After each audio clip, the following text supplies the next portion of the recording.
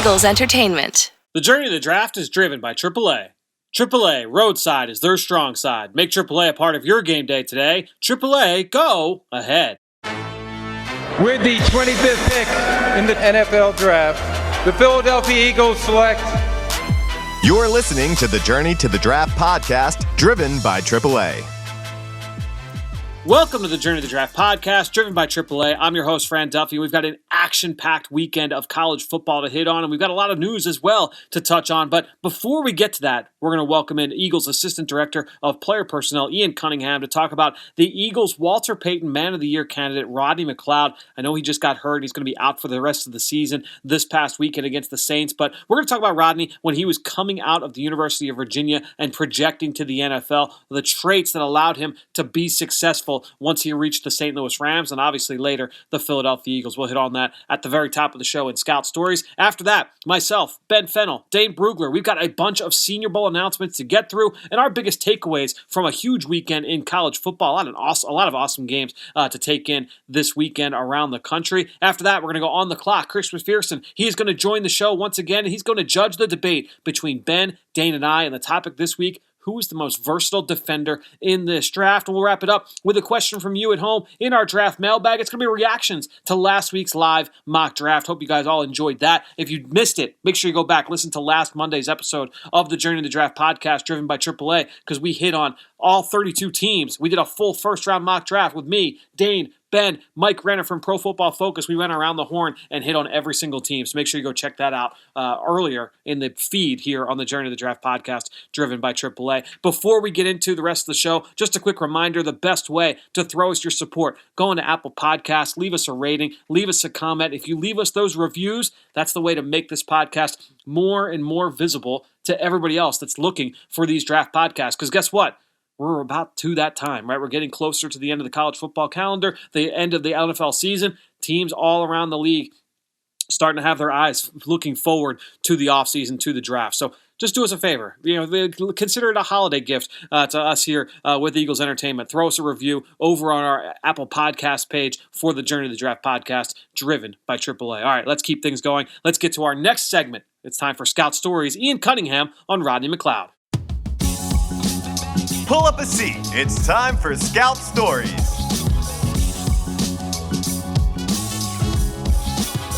Well, joining us once again here on the Journey to the Draft podcast, driven by AAA, for our Scout Stories segment is Eagles Assistant Director of Player Personnel, Ian Cunningham, to talk about safety Rodney McLeod coming out of college and coming out of UVA.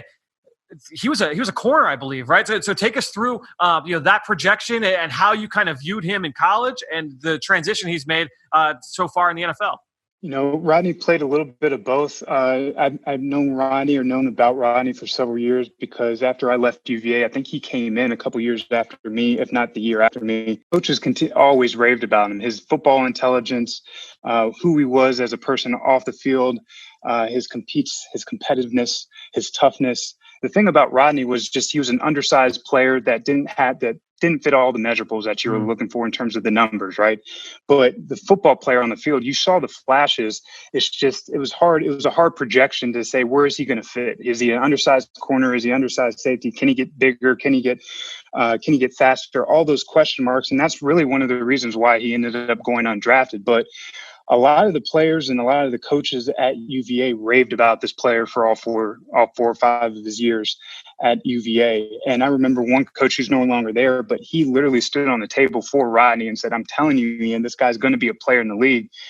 And look what Rodney's become. A captain as a rookie, leading the league or leading his team in tackles on special teams at St. Louis, and then eventually us getting him in Philadelphia. It's a tremendous player.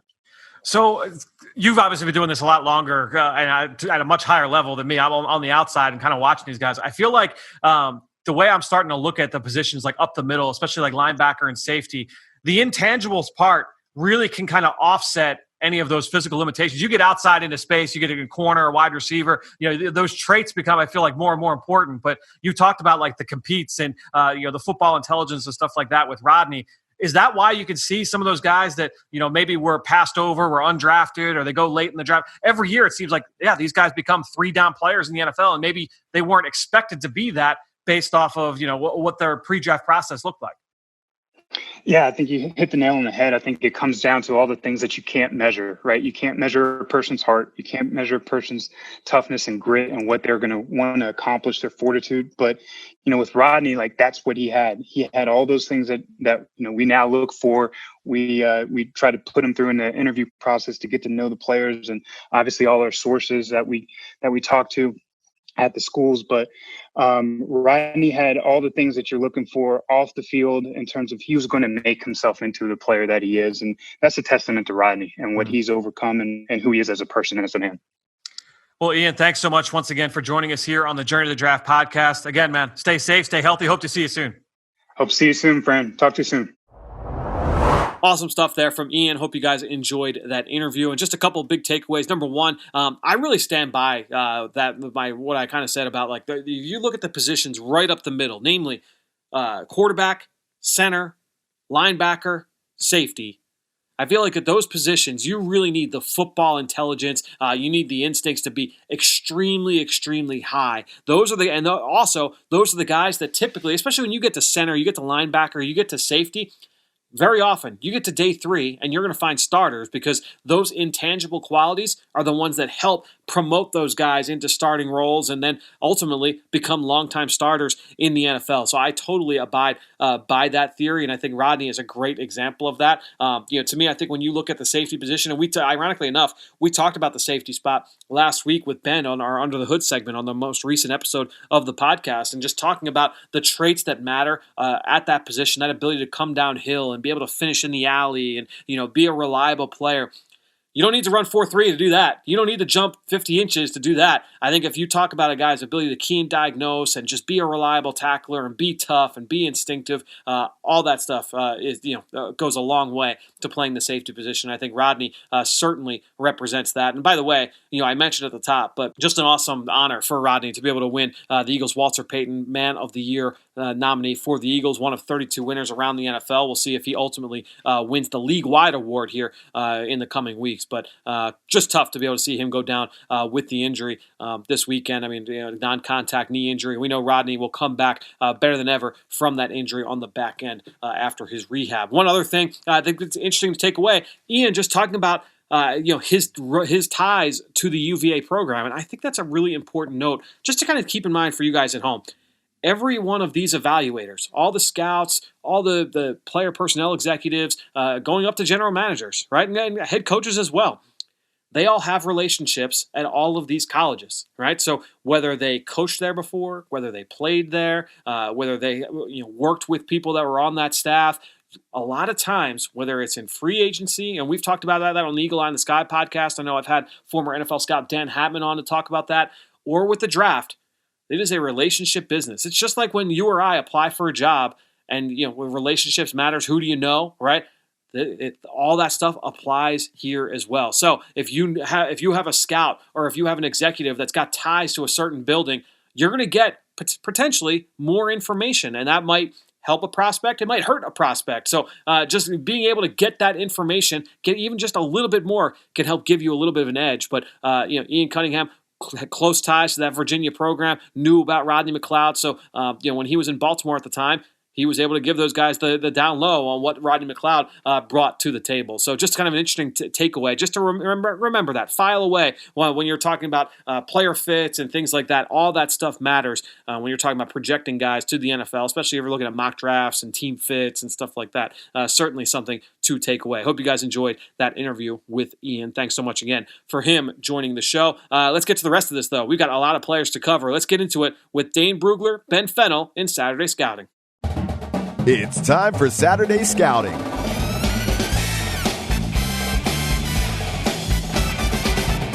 All right, time for the next segment here of Saturday Scouting as I welcome in Dane Brugler and Ben Fennell. Guys, we have got a ton of players that we are going to hit on today's show. First of all, it's been a couple weeks since we talked about some Senior Bowl acceptances, so let's buzz through some big names, right? We'll talk first about the running back position. We've got a couple big name players here to talk through. We're going to start things off. Virginia Tech's Khalil Herbert, a Kansas transfer. He is a guy that got a lot of buzz early in the season. I would say his production has tallied off a little bit, but I really like what I've seen from Herbert. I think he's got a skill set that reminds me a little bit of David Montgomery with that contact balance, that ability to make the first man miss. I think he can check a lot of the boxes in terms of third down, and he can carry the load for a long period of time as well. So I really like what I've seen in limited looks at Khalil Herbert so far at Virginia Tech. We'll get another look at him down in Mobile. But the next one, also from the ACC, as I welcome in Ben Fennell. Talk about your guy, Michael Carter, who, as we talked about, we're going to talk about a little bit later here on the show. Big week this past week for Michael Carter. But what are you expecting to see from him down at the Senior Bowl? Yeah, he's been one of my favorite players in college football the last 2 years and has done a lot to help himself in his senior campaign this year at North Carolina. Was a 6A Mr. Football coming out of the state of Florida, way back then. But he plays so much bigger than that 5'9", 195-pound frame suggests. He's powerful. He breaks tackles. He's got good speed in the open field, runs really hard between the tackles. A little bit of upside in the pass game as well. Really good hands, can run an angle route, even leaked them down the seam a couple times this year. Reminds me of Ahmad Bradshaw. And just that type of, do it all back that maybe doesn't have any huge, redeeming, explosive qualities, whether running or passing, but just a guy that I think is a B+ across the board. It's going to be a really good pro for somebody. We're going to get to now a couple players, one from the SEC, one from the Big Ten. Dane, I'll let you kick things off here with Larry Roundtree from Missouri, a guy that I think all three of us really like Larry Roundtree and what he can bring to the NFL. Yeah, and he's not an explosive player. I wish there were more big plays on his tape, but you know exactly what you're getting with Roundtree. And that's the appeal with a player like this. He's a workhorse. He takes a beating and he keeps grinding. He's going to leave the program number 2 all-time in rushing yards. And even though there might not be any special traits, the strengths to his game, which vision, footwork, toughness, they translate well. So we're not talking about a high ceiling back here, but we're talking about a guy that's just rock solid and, could carve out an 8-year career in the NFL without having a start, just because he's a reliable back who can help round out a depth chart and just be a solid pro. I want to go back to you here, Dane, because Trey Sermon from Ohio State, obviously he's playing up in your neck of the woods in Ohio, but I know you've been watching him going back to his days at Oklahoma as well. Tell us about Trey Sermon, because he will be heading down to Mobile. Yeah, and I don't think he's overly dynamic as an athlete. He runs a little tall. He's a bigger body, but he's very smooth with his cuts and the way he sets up his moves. I love him as a pass catcher. He's so good in the screen game after the catch. The vision, the patience is fantastic. He's got a little bit of burst to him in the open field. So I'm eager to see him in pass protection in Mobile, because he's an interesting third down prospect. And we know these running backs at the Senior Bowl, it's hard to, for them to really shine as pure runners, but as blockers. That's where these running backs have a chance to make themselves some money during practice. So let's transition now to the receiver position. Amari Rodgers from Clemson, I view as one of the highest floor players at the position in this class. I really like what Rodgers has done throughout the course of his career. You may know the name. He came back from an ACL surgery in just a couple of months, really a few months. He tore it in spring ball of 2019. He returned to play, I believe it was early October or late September of last season for Clemson. And you just look at Amari Rodgers. He does all the things right off the field. Everybody in that program raves about this guy, but he also has the ability to win inside and out. He's thickly built. He kind of reminds me of a Golden Tate-style player in terms of his yards after catch, his ability to win over the middle of the field. Not a game breaker down the field, but he's turned into one of the best receivers for that Clemson team for sure, catching passes from Trevor Lawrence. But he's been making an impact going back to his freshman season. Let's stay at the receiver position. Ben, I'm going to come back to you. Tennessee's Josh Palmer. What can you tell us about Josh Palmer? What is he going to bring to Mobile? Yeah, a scout buddy of mine said just throw away the tape of this kid, because throughout his career at Tennessee, had quarterback issues, was buried behind Marquez Callaway, Juwan Jennings for 2 years. He's got production over 4 years, but nothing dominant in any particular year. He's 6'2", 210, really athletic, explosive. Buddy of mine said he's going to blow up the way Donovan Peoples-Jones did in the offseason. He's going to be a really good tester. He looks long. He's athletic. He's explosive. Probably a late day 3 type of player, but go down to Mobile, win some one-on-ones, maybe high point a couple balls in the red zone. And that's what these all-star games are all about, showing what you really didn't have an opportunity to, on the college field on Saturdays. So really excited to see if Josh Palmer can maybe be one of the darlings of Mobile. I love that. Well, let's go over to our last receiver of the day, a North Jersey guy from Arizona State, Frank Darby. Dane, tell us what Frank Darby is going to bring down to the Senior Bowl. One other thing on Palmer, Patrick Surtain has given up only one touchdown this year, and it was Josh Palmer. So there's a lot of talent there. I think Ben's absolutely right. Do you remember how that went down? Was that like a high point or a back shoulder or something? It was in the corner of the end zone. And so he beat him with a step, and the quarterback broke the spell and actually threw a good pass to him in the corner. So, he has the athleticism where he can stack corners and be a threat at every level. Arizona State wide receiver Frank Darby. We talked about him over the summer as a guy that was ready to emerge, and it's just been a series of obstacles for him. Obviously, the pandemic and not starting the season until November, but then he got hurt in the opener against USC. It was like a rib injury. He was back on the field this past weekend against UCLA, and he had a touchdown. But the Senior Bowl, I think, is going to be the opportunity for him to really revive some of that hype that he had around the league. Not going to be a first rounder like Ayuk or N'Keal Harry, but he's a good-sized athlete, and I think he can make up some ground in mobile because I don't think there's any one thing that you point to and say, well, this is why he won't make it. He doesn't have that fatal flaw, but he's a good-sized athlete, and he can make plays down the field. So we're going to go over the tight end position now. We've got two guys. Ben, I'm going to hit on you for both. We'll start with the Florida State transfer, now a Georgia Bulldog, Trey Mckitty. He was announced, I think, a couple of weeks ago for the Senior Bowl. What does Trey Mckitty bring to the NFL? Yeah, he was a highly coveted recruit coming out of IMG, went to Florida State. He's a good-looking kid at 6'5", 245, just minimal production at Florida State, comes over to Georgia. They don't really feature their tight ends in the offense either. 6 for 108, 3 touchdowns this year, bit of a red zone threat. Not really sure what he's going to bring to the next level, but just like Ed mentioned about Josh Palmer, show off what you weren't featured, on the field on Saturday. So excited to see if he can bring any upside in the pass game. He's a good-looking kid. He looks like Kellen Winslow. He can run. He's tall. He's long. He looks like he could be a pass game threat. Just, two teams that really don't feature the tight end position in Florida State and Georgia. So talented kid. Just want to see him get some opportunities. And then another guy, Ben, I know you were high on, and that's why I wanted to give him back to you. We're going to go back for the second tight end, is Kylan Granson, the SMU kid. Undersized, but I know you're a big fan. What is he going to bring to the NFL? Well, this is the other side of it. Now, this is a kid that's absolutely featured in his offense. Kylan Granson, more of a big slot, H-back role. 2019, 700 yards receiving, 9 touchdowns. Capped it off with another big year this year with over 500 yards and 5 touchdowns. Sharp route runner, vertical speed, strong hands. Offensive coordinator Rhett Lashley left, went to University of Miami to go coach Brevin Jordan out there. Still kept up the production. So if an Herb Smith can go in the second round and Josiah DeGuara goes in the third round, Kylan Granson's kind of right in that similar ballpark that, maybe a certain type of offense will covet this role, but it won't be for everybody. He's not a true inline wide tight end, but if somebody wants a gadgety H-back with some athleticism in the pass game, I could see Granson being an early day 3 type of guy. We've got a couple of Ohio State kids that we're going to talk about. We've already talked about one with Trey Sermon. Let's talk about another as we go back to Dane for Thayer Mumford, the left tackle there for the Buckeyes. Dane, tell us about Thayer Mumford.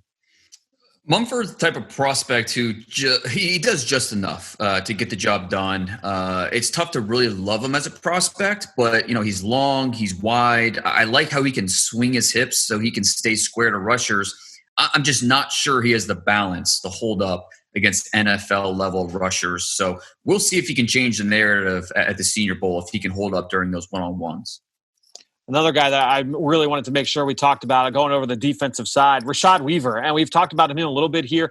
We talk about Patrick Jones on the opposite side a lot. Rashad Weaver, really fun player. He is big. He's long. He's powerful. He can collapse the pocket. He sets a strong edge in the run game. There are a lot of people that are going to view Rashad Weaver as a relatively early starter in the NFL. And maybe while he kind of finds his way as a pass rusher, he's going to come in and be able to play the run early. He missed all of the 2019 season due to an injury, but now back in 2020, very, very productive opposite Patrick Jones, who we're still kind of waiting news on there for the Senior Bowl. But Weaver, really, really interesting player. So he will be heading down to Mobile. Let's stay along the defensive line. Ben, you mentioned Tehran Jackson, the defensive lineman for Coastal Carolina, when we talked about that CC and BYU matchup a couple weeks ago.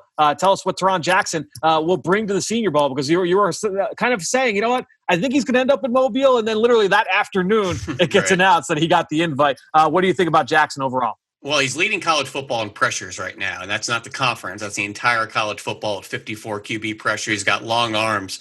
And just for a quick snapshot, every time I go to talk about him, I can't remember if I have him in the D-line category or the edge category. He's a bit of a hybrid body at 285, can play inside, outside. So that's really the snapshot of him. A quarterback hunter that's with good size and can kind of play maybe inside, outside with some versatility. So I think a really interesting player that, could be a guy that goes to Mobile and you realize he's not a dominant one-on-one pass rusher, or maybe he could give some tackles some trouble being a 285-pound end.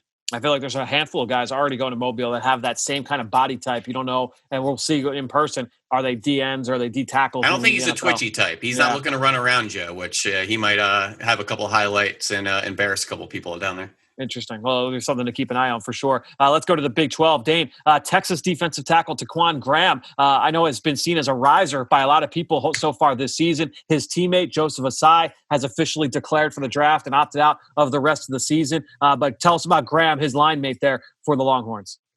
Yeah, and I think it's hard for defensive linemen at big schools like Texas to be underrated, but Graham, I think he's done that. He's had at least 12 tackles for loss each of the last 2 years.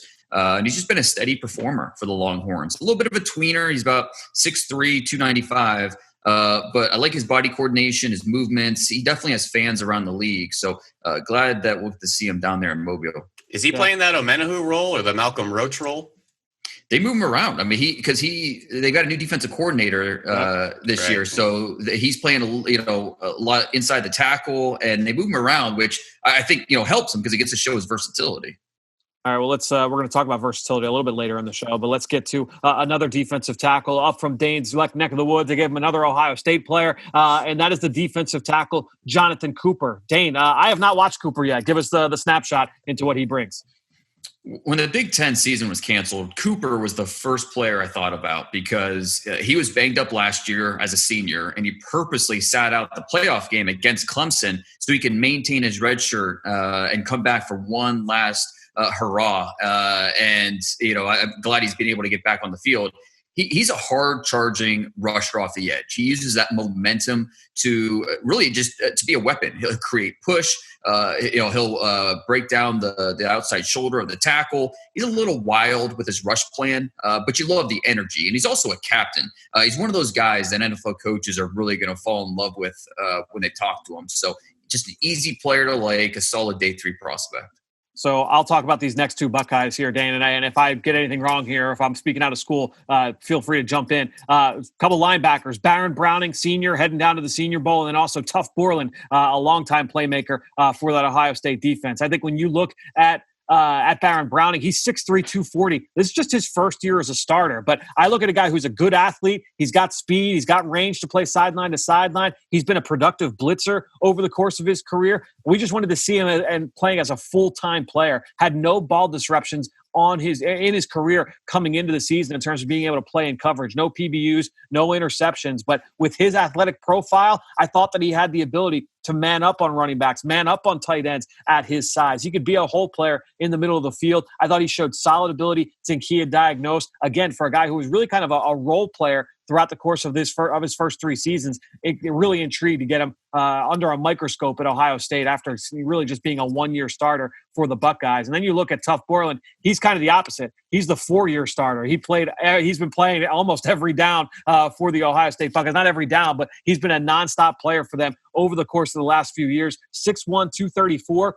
He's a limited athlete. He's not the explosive guy that Browning is, but he's really instinctive. He reads the quarterback's eyes well as an underneath zone defender. He's as Ken Flagel, the Eagles linebackers coach, will say, he plays with high-speed internet. He keys and diagnoses very, very fast. He's got the ability to attack blocks with good temperament and technique. He'll defeat a block, get downhill, and he's a good tackler as well. So I think when you look at Browning and Borland, that's what those two guys bring to the table, kind of, just complementary skill sets from those two Buckeye linebackers. We're waiting on one more here from Pete Werner. We'll see if he ultimately accepts his invitation. We're from Ohio State. We're all the way down to South Alabama. Ben, tell us about Riley Cole, who will be playing in his home stadium down there in Mobile. High-speed internet. This guy plays with dial-up, right, Fran? Yeah, I'm just kidding. But Riley Cole, 6'3", 230. He was an Alabama commit initially out of high school, but they wanted him to gray shirt, so he ended up going to find some playing time at South Alabama. 6'3", 230. 32 reps at 225, 4.72. Showed up on the freak list over the summer. Productive player. Fran reminds me a lot of Drew Tranquil. coming out a couple years ago at Notre Dame. Really athletic player who ran 4.57 at 234 pounds. Special teams stalwart. Not sure if he's going to be in line to start the next level, but a guy that definitely you want to fill out your linebacker room with. A lot the way Alex Singleton's been playing for us with the Philadelphia Eagles.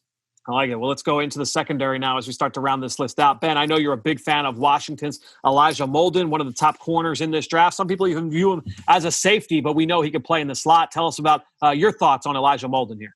Yeah, obviously I think very highly of him. I mocked him in the first round to the New Orleans Saints last week on our mock draft, to the journey of the draft. I think he's the best nickel in college football. And that's a primary position in the NFL now, and the way everybody plays sub package. He's tough in run support. He'll get off blocks and some perimeter actions and those receiver screens. He's a really tough player. Don't judge his size, because at 5'10", 185 pounds, soaking wet or whatever he is, he's a spark plug. He's a much tougher player than he looks. And if you need a nickel, you need a ball hawk, you need a playmaker in the defensive back room, go get yourself Elijah Molden. And I don't necessarily agree with the safety projection. I think I want him down there over number 2. He's kind of a through and through slot, in my opinion. So one guy sharing that secondary with Elijah Molden, Keith Taylor, accepted his invitation as well to go down to Mobile. 6'3" corner with 186-pound frame, so a little bit lean. But this is a guy that I think has got light feet and press. He's got the ability to get in phase early and stay in phase. He doesn't have that explosive speed you're looking for, but with his length, I think he's got the ability to disrupt the catch point. I know there are some out there that are really, really big fans of his. Even just kind of watching that Washington secondary over the years, he's always kind of been a guy that has stood out to me. But a 2-year starter for the Huskies, has played both corner spots on the outside. I'd like to see him just get a little bit better at the catch point, but this is a guy with tools that I think some people are going to be really, really impressed with and have that ability to say, okay, this guy can project to the next level. So we've talked about a couple Washington Huskies. Let's talk about a trio of Georgia Bulldogs, and we'll start off with Dane, DJ Daniel. Tell us about DJ Daniel and what he brings to the NFL. This is one of the strangest evaluations this past year, because I thought that Georgia secondary is loaded, obviously, but based off the 2019 tape, I thought Daniel was the most consistent of the group. And then this year he's just been overshadowed. He's got 1 pass breakup, single digit tackles, just struggling to see playing time, just lost in the depth chart. So I know before the season, talking about him with scouts, he had top 100 grades from around the league. So this is a really talented player who we haven't seen a ton of this season. I'm eager to see him down in Mobile to see if he can kind of right the ship and say, hey, don't forget about me, guys. Another guy we got to talk about who's got a versatile skill set, Mark Webb from the Georgia Bulldogs. It should be noted, he had played safety, at least from the film that I had seen. He is listed as a corner by the Senior Bowl. Ben, give us your thoughts on Mark Webb and how you feel he projects to the NFL. What do you expect to see from him at the Senior Bowl? Yeah, I thought the position designation was interesting because he really plays that hybrid star role down there for Georgia, which is really more of a nickel outside linebacker role. He's versatile. He's tough. You see the special teams value. Actually, a Philly native, was a 4-star receiver coming out of high school. So you love just the natural ball skills, not panicking when that ball's in the air. Reminded me of like a Corey Graham or Ibrahim Campbell coming out of Northwestern a couple of years ago. Just smart, instinctive player that could kind of do a number of things in the middle of the field. Yeah, go line them up at corner at the Senior Bowl. See if those man coverage skills can come out the way they did for, other guys, whether it's Sean Davis out of Maryland or Demarius Randall coming out of Arizona State that had a lot of kind of hybrid corner safety roles. At the end of the day, though, another Georgia player you're going to talk about in a second, a couple Georgia guys, a couple Ohio State Buckeyes, a couple red you don't normally see down there in Mobile. So it's nice to see these veteran players on the Buckeyes and the Georgia Bulldogs making their way down there. I like that for sure. Well, let's round out that Georgia trio with Richard LeCount, a 3-year starter for the Bulldogs. I've watched him each of the past 2 seasons. Spends most of his time back off the line of scrimmage in the deep part of the field, but he'll come down, he'll line up over the tight end at times, he'll man up on the back, he'll line up in underneath zone. But this guy is known as a fierce hitter. He's a very physical player. He's not the biggest player, and the size does worry me a little bit. He's only 190 pounds at the safety spot, but again, he is very physical, and he was the team defensive most improved player a year ago. 4 picks, second in the SEC. He's got the ability to finish for big plays, but that size worries me. I'm a little worried. He does misstep at times on the back end, and he's not a super explosive athlete to make up for some of those missteps. But that being said, I thought a lot of the same things about Jordan Fuller, guys, a year ago out of Ohio State. I thought he was a limited athlete. I wasn't sure what he would ultimately bring to be a starter at the next level. Jordan Fuller goes in the 6th round of the draft. I feel good about it. He's one of the most productive rookies in the NFL this season. Has started every game for the LA Rams in that upstart defense. So at the safety spot, as we talked about earlier in the show, the beauty is in the eye of the beholder. I think LeCount has that kind of skill set where, maybe it's not that he's not going to look the best in shorts and a t-shirt once we get to Indianapolis in the combine. But the guy has got the ability to make plays downhill and on the football. So we'll see what Richard LeCount can do down there in Mobile. Let's round it out at the safety position. We'll keep it going here with a guy that I've been very high on when he is on the field for Florida State, and that's Hamza Nasruddin. I think he's only played up to this point one game. Correct me if I'm wrong, guys. I think he played once, and then he did not play again after that. But this guy is a bull in a china shop downhill. He can play from depth. He can run the alley. Explosive athlete. Eats up ground. He can finish on the ball. He'll line up in the box. He'll play some in the slot as well. But really high upside player that I'm excited to just kind of see in person. And obviously the medical is going to be big for him after not really playing too much this year. But Nasruddin, a really, really impressive physical specimen at the safety spot. Kind of I was thinking a little bit of the opposite of what LeCount is. But let's go now to staying in the ACC, another safety. Dane, take us through Divine Diablo, one of the best names of any player in this draft. Yeah, and real quick on Nasruddin, he played a second game over the weekend, and he had an interception. 9 tackles, really showed out. So you see him starting to get more comfortable coming back from that injury, which is great to see. And also worth pointing out with Nasruddin, he clarified after he accepted the Senior Bowl invite that he has not made a decision about whether he's going to come back to school or not. He just felt like, Senior Bowl is prestigious and I want to accept that. I don't want to, hurt any feelings. But he did say he has not yet made a decision, which I thought was interesting about what he's going to do in 2021. With Divine Diablo, he's, talk about bigger safeties like Nasruddin, that's Diablo. He's 6'3", 225. And I tell you what, I bet you when we go down to Mobile, we're going to see him take some reps at linebacker. Because I think he's a box guy. He's a box safety. I think that's where he fits best. Former wide receiver, moved over to the defensive side of the ball. A guy that, you watch him at times on tape and he can, the less space, the better, where he has to cover ground. But you see some of the natural ball skills and coverage. You see the length that he plays with. So I'm eager to see how he's used during practices because I think he might be a linebacker convert. I love that. Well, round us out here, Ben. Our last guy that we're going to cover, Pitt's Damar Hamlin. What does he bring? He was an East-West Shrine Bowl confirmation last year at this time. Ends up getting that extra year of eligibility, goes back to Pitt. And what does he do? He upgrades and now ends up at the Senior Bowl. What are your thoughts on Hamlin? Yeah, experienced player, over 2,500 snaps played in his career with that 6 year of eligibility. Former 170-pound corner coming out of Central Catholic out of high school. So he's got kind of the natural corner pedigree, but put on some weight and moved over to the safety position. Tough player, run support, will come downhill and thump running backs. Really reminds me a lot of the things that Jalen Mills did at LSU. Being that back end kind of safety player. He was a little lean at safety, had the special teams value. You knew he was going to come up and hit you. You knew he was going to get off blocks. The question is, who can he cover? Can we trust him in man coverage against tight ends? Can he turn and run? Can he find the ball in the air? A lot of questions about, where I'm going to play him next. But at the end of the day, Fran, he's a good football player. And I think that the floor is very high. Safe pick.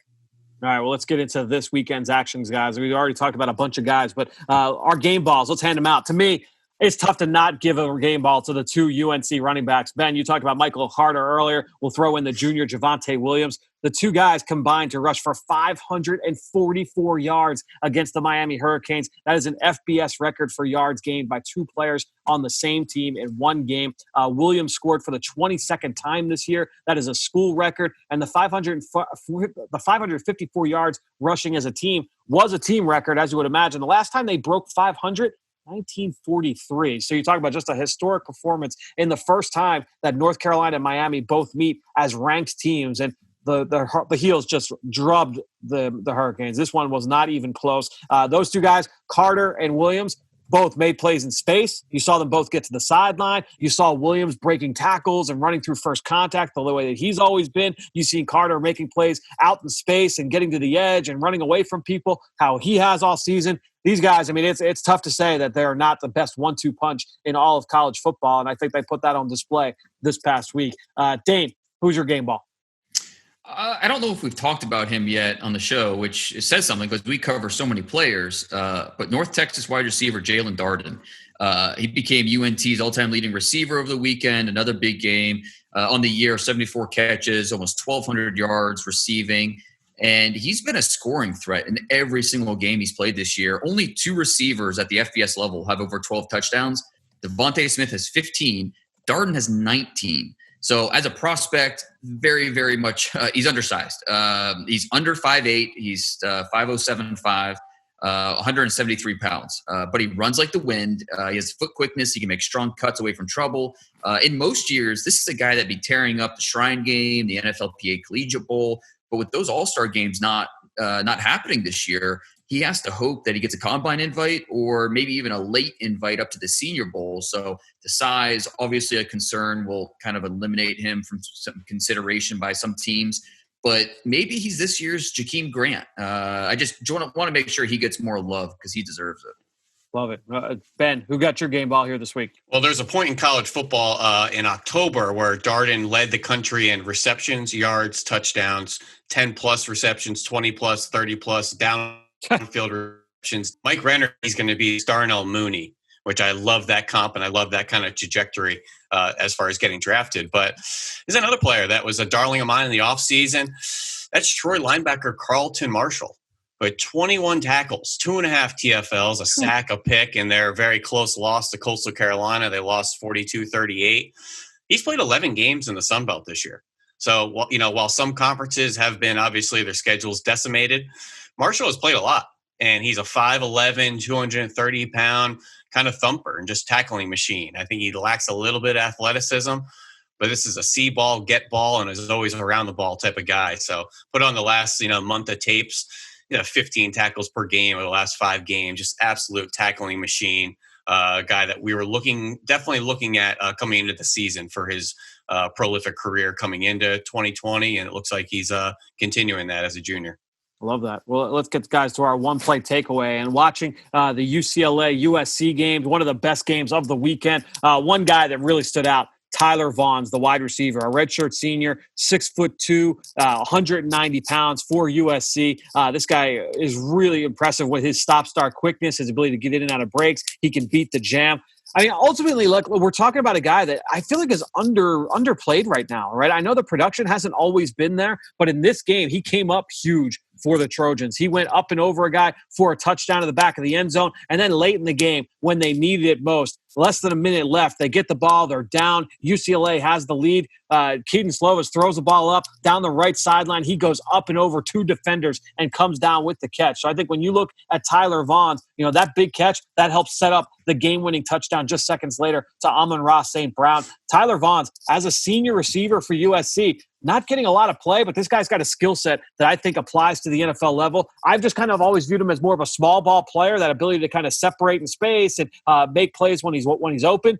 But Vaughn showed the ability to go up and play above the rim. Was not quite expecting that from Vaughn from some of the film that I've seen from him in the past. So I thought that was a lot of fun to see against UCLA. Ben, who got your one play takeaway here this week? Yeah, I like Vaughn's. Reminds me a little bit of Josh Reynolds a couple years ago. And also love a receiver that took some ballet classes in high school. That's right. You definitely see the light feet and the acrobatic plays on the ball. Let's stay with USC. I'm going to go the other side. Talanoa Hufanga, 4 straight games with an interception. 2 weeks ago against Utah, tipped one to himself, hurdled an offensive player, almost had the pick 6. Last week against UCLA, man coverage against Kyle Phillips, who's a 5'11", 170-pound slot receiver. Nice, drive on the ball, an out-breaking throw, returned it for a touchdown that got negated because of a block in the back. But Hufanga's always around the ball. He's a playmaker. Just these medicals, he's had a series of injuries in his time at USC. Seems like every year he's had a major injury to sort through. Just becomes a really tough projection in a very murky safety class, in my opinion. So the medicals with him, I think, are very, very important because whenever he's on the field, this guy hits hard, makes tackles, makes plays on the ball. It's always around the football. And his teammate, Isaiah Polamau, also had a pick last week. 2 of the more underrated safeties, in my opinion, not really being talked about. Yeah, I know, Dane, you've talked a lot about Hufanga as well, whether it's been here or over on The Athletic. Who got your one play takeaway this week? So I went with Devontae Smith. I don't know if you guys have heard of this guy. Look, I know it. It seems like we talk about it every week. I get it. But this isn't repetitive because I'm talking about something he did on Saturday that he's never done before. And that's return a punt for a touchdown. Yeah, right. So with Jalen Waddle out, Smith started returning punts, and he's been electric. He had an 84-yard return for a score against Arkansas.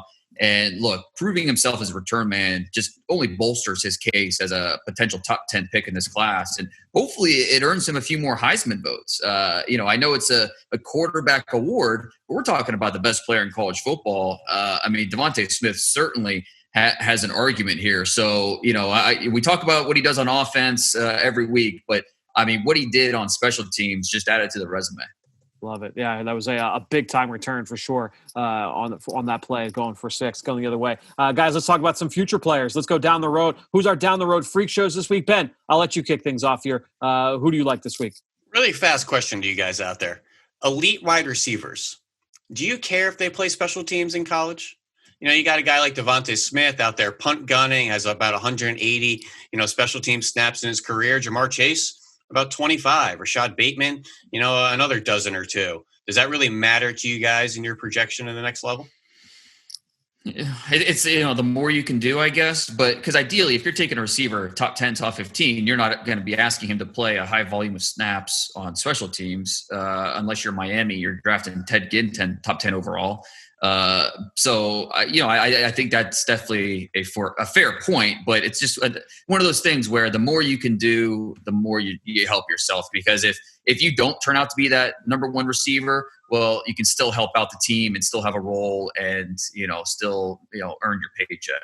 I think it ultimately comes down to how you're viewed and the role that you find at the next level. But the one thing that it does speak to, especially when you're talking about punt gunning and stuff like that, is your competitiveness and your toughness. And that was one thing we talked about with Henry Ruggs a year ago, was like, hey, you're drafting this guy in the top 15, not because he's a gunner or a jammer, you're drafting him there because he's explosive as hell and he is tough as hell. And he shows that on his reps as a gunner. I love seeing Devontae as a punt gunner, as a senior receiver and the stud, on the team. He's punt gunning as a senior. Yep. The punt return touchdown, who had the key block? Patrick Surtain. He's going to be a top 10 corner. I think it's amazing that, Alabama, that has all these young players dying to get on the field, that it's these elite veteran guys that say, special teams, that's us too. But let's go with some down the road freak shows. Utah, another tough, stocky running back, true freshman, Ty Jordan. Looks like he's 5'7", 200 pounds, 147 yards versus Colorado, 145 of those after contact. And that was 167 the week before against Oregon State. He was a Texas District something offensive player of the year coming out of high school. He looks like Zach Moss in a more of a compact frame. He's 5'7", 200, rocked up, breaks tackles all over the place with home run speed. True freshman, though, just store it away for later. Love it. I'm going to go with a true sophomore, also from the Pac-12. That's USC corner Chris Steele. Longer kid. I think he's 6'1" in the 190 range. Had a couple pass breakups. Flash to me. Has been under the microscope, I know, for USC because of some penalties over the last few weeks. But I thought he showed up on Saturday night. He was the guy on defense in that back seven, outside of the two safeties that are draft eligible, that I thought kind of flashed a little bit in this game. Dane, tell us about your the one that transferred from Florida after like 2 months, I think. Right. Or something yes, weird. I believe so. Yes. Yeah. I went with Oklahoma tight end Austin Stogner, who he's been out the last few weeks with an injury. But I was studying Oklahoma's tape earlier today, a game from October, and he consistently stood out against, I think it was Texas Tech. Good-looking athlete, 6'6", 240, runs the seam really well. I thought the best trait that he showed was the adjustment skills. Flip his hips, extend his catch radius, make these impressive grabs over defenders. So hopefully he comes back healthy, a true sophomore who I think is a guy we need to keep on the radar for the future. All right, well, guys, let's wrap this up with the guys that have stood out in the film room. Dane, I'll come to you first. As you said, you were diving into the film room of the Oklahoma. Who stood out to you on film this week? Well, go to Oklahoma State and Tevin Jenkins, the offensive tackle. He's a 4-year starter in Mike Gundy's offense, primarily at right tackle. But you watch enough tape and you see him, he's at left tackle. He's at guard. He played everywhere except for center over his time at Oklahoma State. And the coaches say that his intelligence and the versatility was a key part in what made him so productive, not allowing a sack at junior year or senior year. He understands leverage. He ties up rushers early, works really hard to stay attached, even though it doesn't always look pretty. He tends to lean into his blocks. He'll default to his power over technique, which creates some balance problems. But tell you what, if he has a chance for the kill shot, he will send defenders into tomorrow once he gets that upper hand. So I think he needs to iron out some of the consistency issues, but he's competitive. He's uniquely powerful, and he's got surprisingly light feet for a guy that size. So I see Cam Robinson, a guy that could be an NFL starter at tackle or guard and make an instant contribution once he's drafted. Love that. Ben, who do you like here for your film and recap this week? I'm going to go with one of these quarterbacks that seem like they're the day 3 guys that the NFL is doing a lot of work on, whether it's Desmond Ridder, Cincinnati, Jamie Newman, Wake Forest, Georgia. But Kellen Mond out of Texas A&M, I think, is one of the more interesting quarterbacks in the class. 4-year starter. He was a dual threat quarterback coming out of IMG, highly coveted 5-star. I actually think he's more of a pro-style quarterback now. In Texas A&M's offense. Very fundamentally sound, ball's always high, 2 hands on it, ready position, compact, quick throwing motion.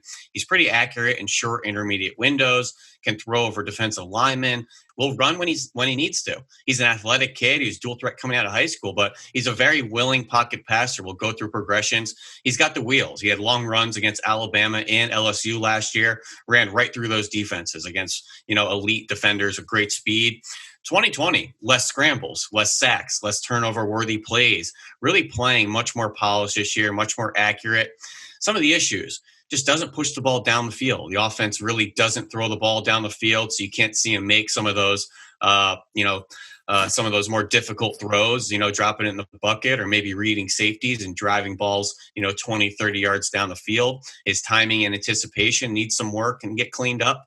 It's a lot of the same things I wrote down for Josh Dobbs coming out of Tennessee. Was it 3-4 years ago at this point, where he has a lot of things to like and a lot of tools and seems very fundamentally sound. This is a guy you take on day 3 and see if he has some upside to develop. I think it's some of his best stuffs in those RPO type of concepts, and that's really what's taken over on Sundays. 6'3", 217. He's got good enough size, and I would tell anyone, go put on the Alabama tape last year.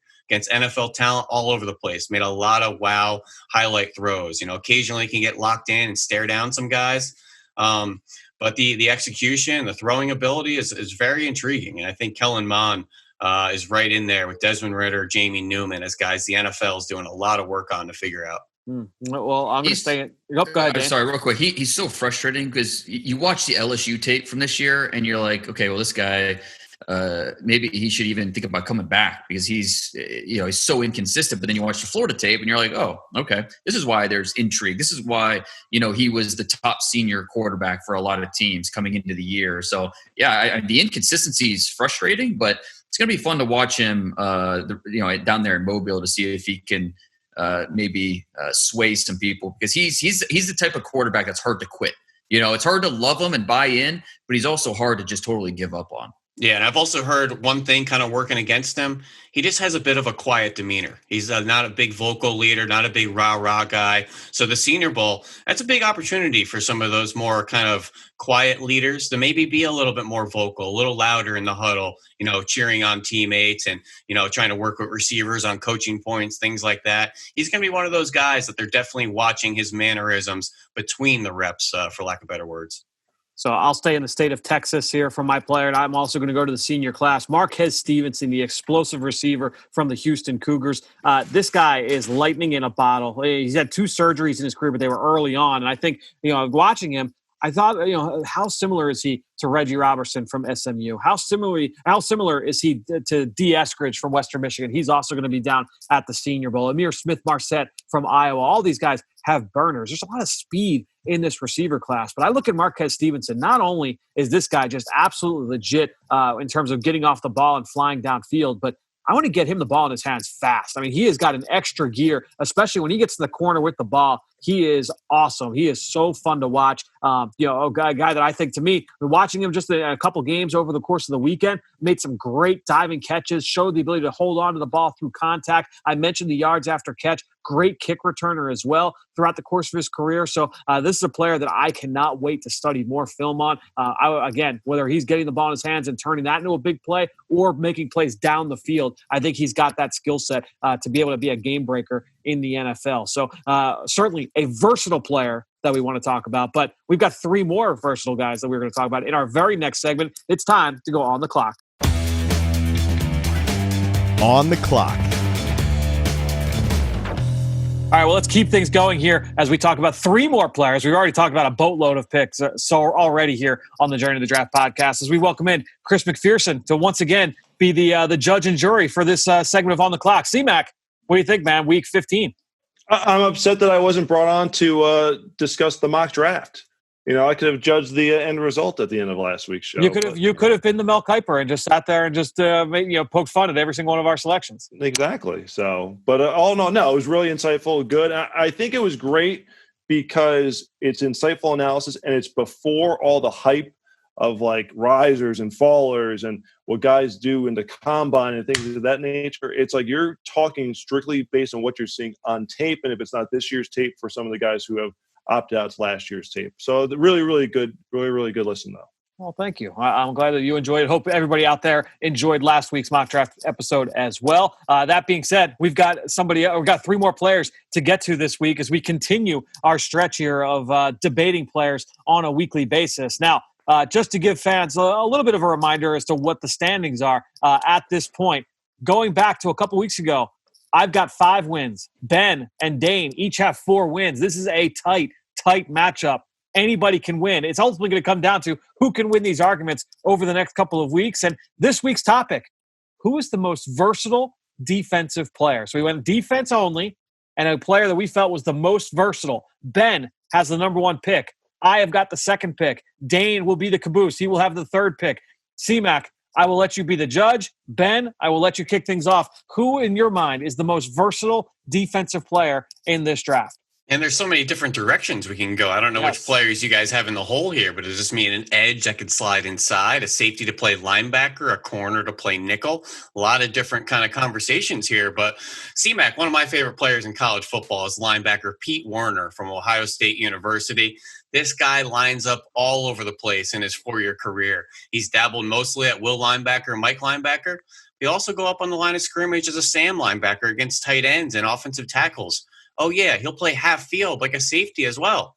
Oh, yeah, when a big tight end split outside the numbers, he's the guy that goes and matches up one-on-one outside the numbers and takes the coverage assignment. So he lines up all over the place. He'll walk out over the slot. And this is what allows Ohio State to play so much base defense, because they have a linebacker that can do all of these defensive back roles and erase tight ends in coverage and slot receivers and still be a good run defender.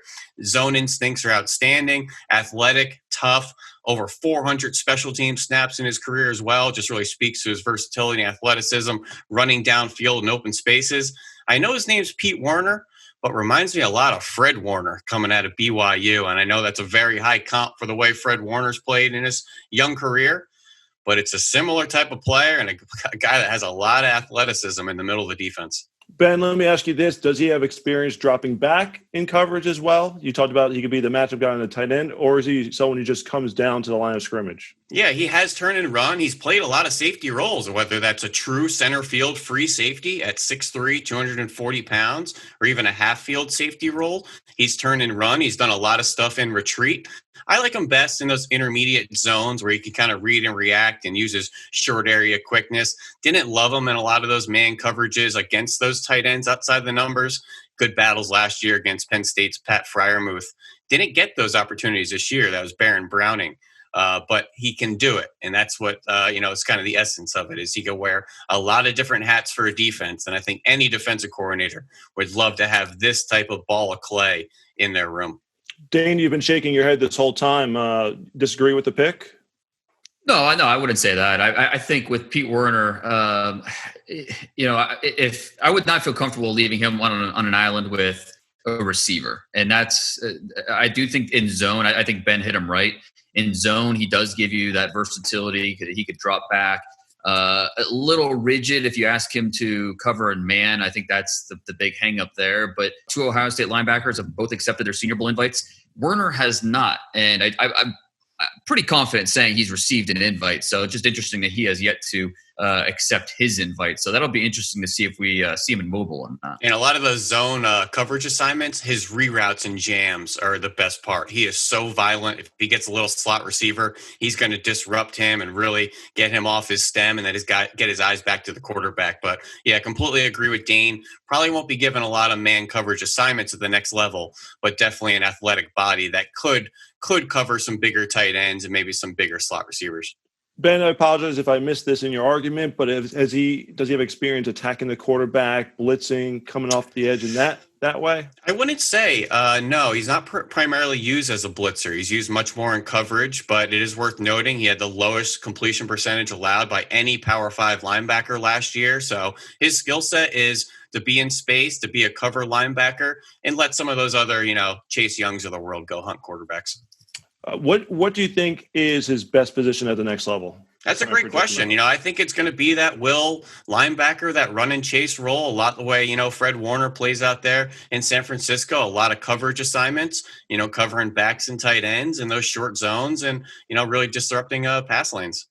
All right, good stuff there. Fran, on deck here. You ready to get in the batter's box? Yeah, let's get this. So to me, like when we first started talking about what the debate would be, I thought when we settled in on this category that there were a handful of guys that you could really make the argument for being the most versatile. And I think we're going to hit on three of the top ones. So really you can't go wrong here. But the guy that I'm going with would have been my first pick, and that is Tulsa linebacker Zavin Collins. He is a junior linebacker playing in the American Athletic Conference, CMAC, 6'4", 260 pounds. That's defensive end size.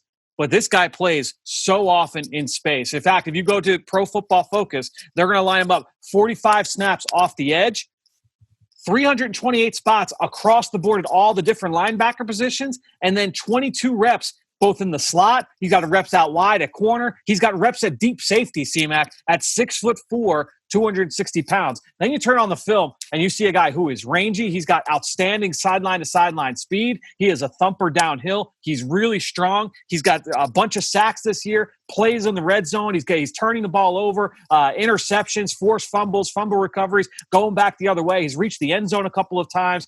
He is a stopper on the back end. And with his versatility, I think he's going to fit. Now, I could say this about all the guys we're talking about today. There are going to be a lot of defensive coordinators, especially from like that Bill Belichick scheme where they're going to change things up, not just on a weekly basis and what they're doing schematically, but on a series-by-series basis and say, man, Zavin Collins, at any given point, he can be lined up head up on the tight end on the line of scrimmage. He can come off the edge as a blitzer. He can line up stack. He can move out in space with running backs. He's got the skill set to be able to do all of it. To me, Zavin Collins is the most versatile defensive player in this draft. Where did he go in the mock draft? I do recall you guys discussing him there mid to late first round. I think Dane had him going to the Miami Dolphins, I believe, with that second pick, if I remember correctly. Yeah, great fit with Brian Flores there.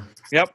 That's kind of what I was envisioning there. Ben, you're kind of like chuckling, laughing, or you're choking on something. I don't know which is it, but little of everything. Impressed? A little bit of all. Well, I think when you go to the versatility and the interchangeable usage, then you got to go right to third down. How these players are deployed on third down, that money down, and quite often Zavin Collins is the blitzer, the sub rusher, the QB spy.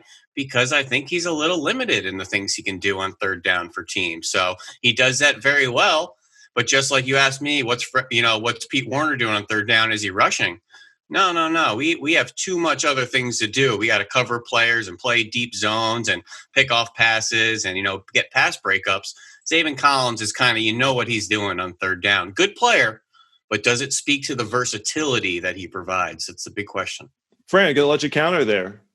I've got a counter. I'm going to save mine for the end because I want to see who Dane talks about because I've got a little bit more data. Hold it in the chamber just to see who Dane picks here. Well, before we go to Dane, I'll ask you this, Fran. Yes. Same as I asked Ben, where do you see him being projected to at the next level? I know Dane throughout the connection with Flores or the potential fit there with Flores in Miami. Where do you see him at the next level? I feel like, look, when you look at Zavin Collins, I wrote down CMAC because I'll write down as I'm writing notes. So just some players that he kind of reminds me of. This kind of speaks to the skill set. I wrote down 8 different players. I wrote down three different kind of like strong side linebackers, like an Uchenna Nwosu, a Devon Kennard, who the Eagles will see this week against Arizona, Kyle Van Noy. So if you view him as, hey, he's going to only play in base, but he's going to stand up off the edge and do a lot of different things for us and potentially line up stacked inside, rush the passer at times. Maybe an Anthony Barr or Jamie Collins, where he is a true 3-down player who can line up stacked. He can come off the edge. That's kind of how I view Collins at the next level. And, he can be used in a lot of different ways there.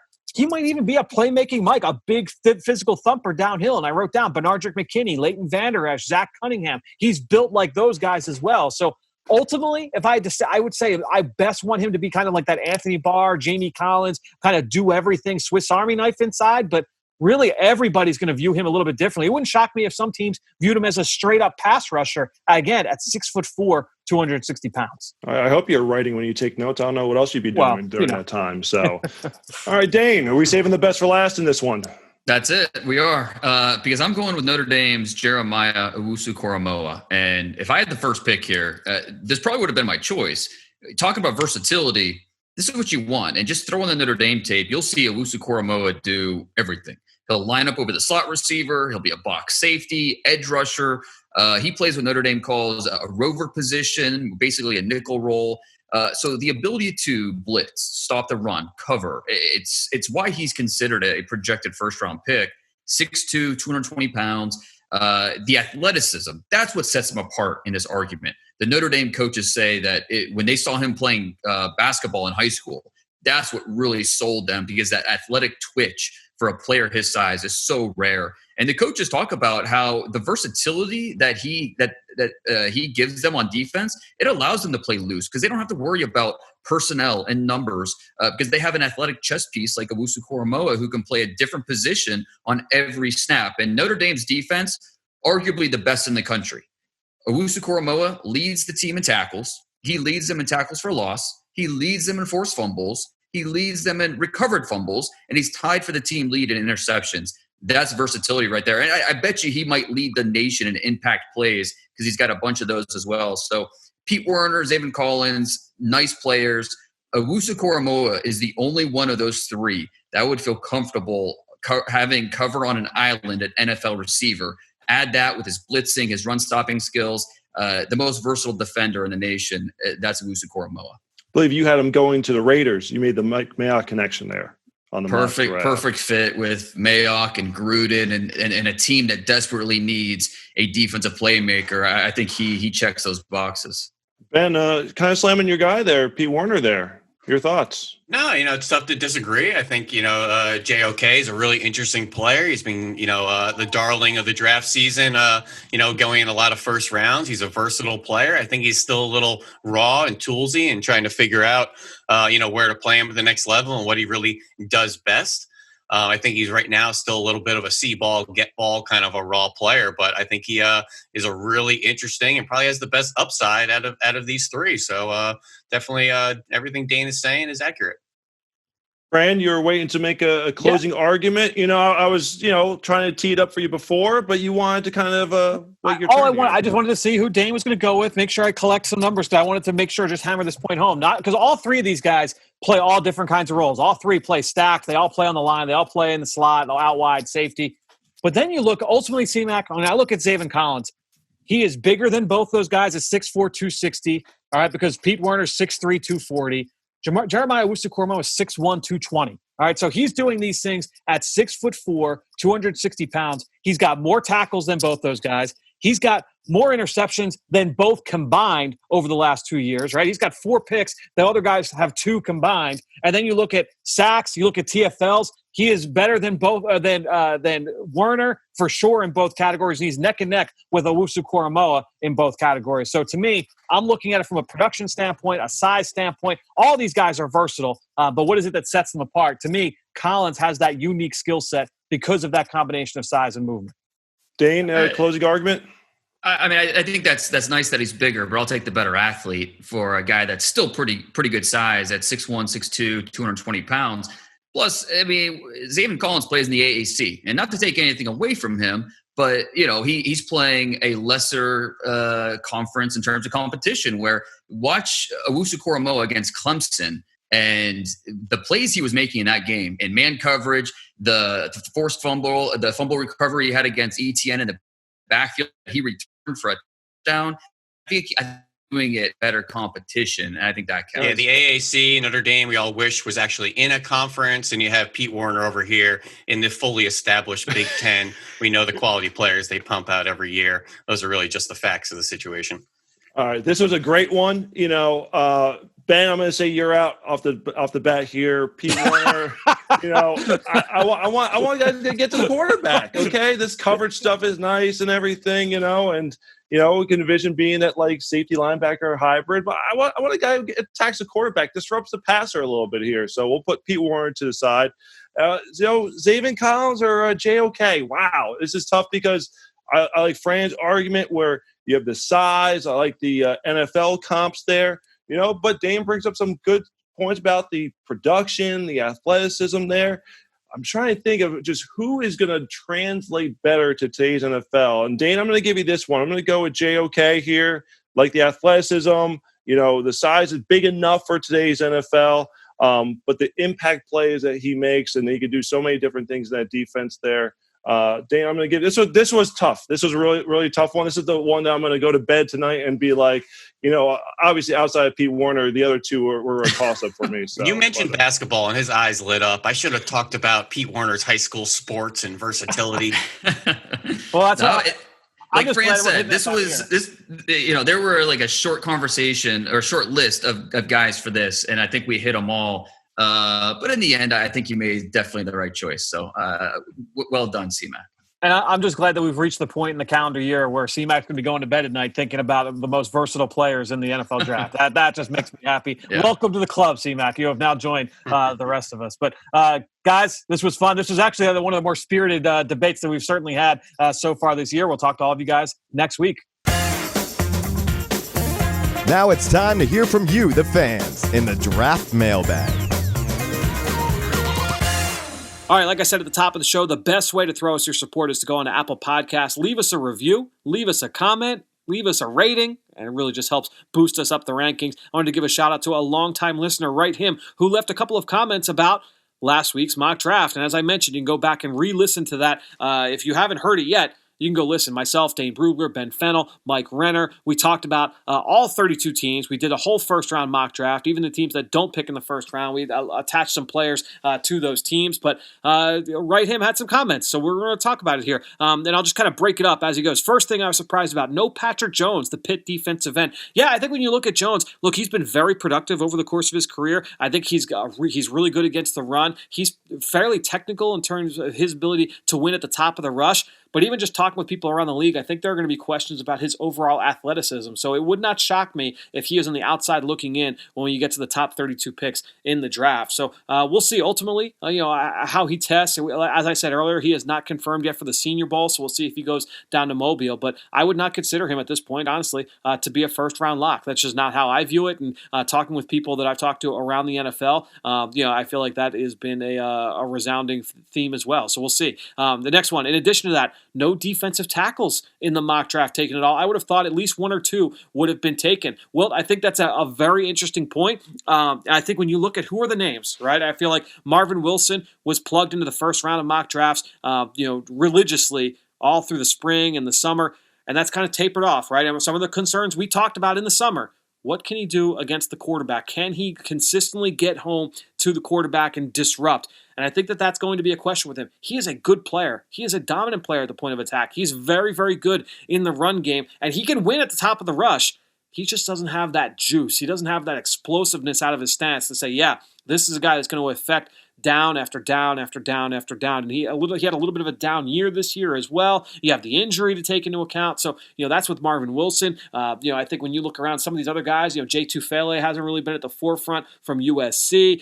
You look at Jalen Twyman from Pitt, a guy I really like, but there are size questions with him, and does he have the play strength to hold up? So there are questions with all these guys. I really like a bunch of them. I really like Marvin Wilson. I really like Jay Tufele. I really like Jalen Twyman. There are a lot of guys that have that ability, but when you're talking about first-round defensive tackles, I think it's interesting that none of them ended up in the top 32. I think that's definitely possible at the end of the day. And then he adds on, I found it interesting, only one safety taken as well. That was Trayvon Moehrig from TCU, ended up, I believe, to the Baltimore Ravens. And yeah, I think those, honestly, if you're looking at what are the two positions that maybe aren't as deep in this draft, or at least lacking that top-end talent, I think D tackle and safety are the two that you're kind of talking about in terms of the first round. Who are the guys that are going up at the top? Who is the cream of the crop there at that position? Unless you consider Jeremiah Owusu-Koramoah to be a safety, I think there's going to be some question about who is going to be at the top there. I would have thought that Hamza Nasruddin, had he played a full season, he's only played a couple games here this year, but if he had played a full year, maybe we're talking about him in that conversation. Maybe at the end of the day, we still are if we get through the offseason and he proves that he can be healthy and has a great Senior Bowl week and was great at the combine and all that. But the safety position a little bit shallow as well on the when you're talking about the top end talent. And then he continues here not saying you guys are wrong or that you did a bad job or anything. I just found these results very interesting. And of course, I understand this is a mock draft focused solely on the best players suited for each team.